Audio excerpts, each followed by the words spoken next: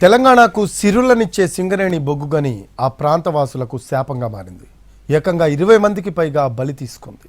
బొగ్గు లోడింగ్తో ఎగిసిపడుతున్న దుమ్ము కారణంగా ప్రజలు అనారోగ్యం బారిన పడుతున్నారు.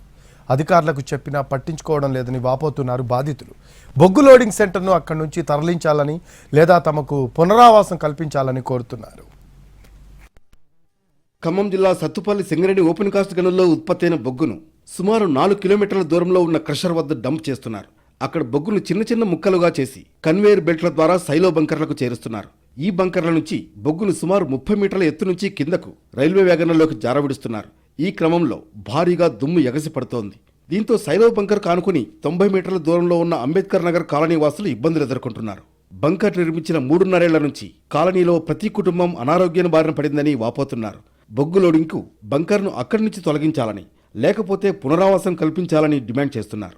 ఈ సైలో బంకర్ వల్ల చాలా డస్ట్ రావడం వల్ల మేము చాలా అనేకమైన ఇబ్బందులు పడుతున్నాము. చాలా మందికి శ్వాసకోశ వ్యాధులు, అదేవిధంగా చిన్నపిల్లలకి ఈ విధంగా కంటికి ఇన్ఫెక్షన్ అయ్యి చాలా ఇబ్బంది అవుతుంది. మేము 5-6 రోజుల నుంచి 7వ రోజు ఈరోజు 7 రోజుల నుంచి ధర్నాలు చేస్తున్నాము, కానీ ఎవరు పట్టించుకునేవారే లేరు. మీ ఊళ్ళో మాకు భూములన్నీ కోల్పోయినాం.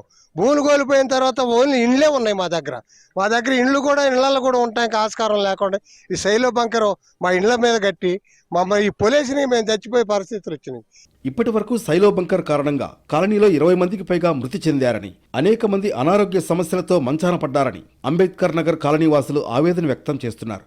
పచ్చని పొలాల మధ్య పాడి పంటలతో ఉండే తమ గ్రామం చుట్టూ సింగరేణితో నల్లగా దుమ్ము ధూళితో నిండిపోయిందని, త్రాగే నీరు పీల్చే గాలి పూర్తిగా బొగ్గువాయువుతో కలిసిపోయిందంటున్నారు.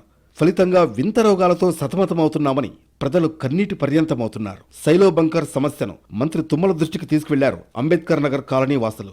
8 రోజులుగా రిలే నిరాహార దీక్షలు చేస్తున్న సింగరేణి యాజమాన్యం పట్టించుకోవడం లేదని ఆవేదన వ్యక్తం చేశారు.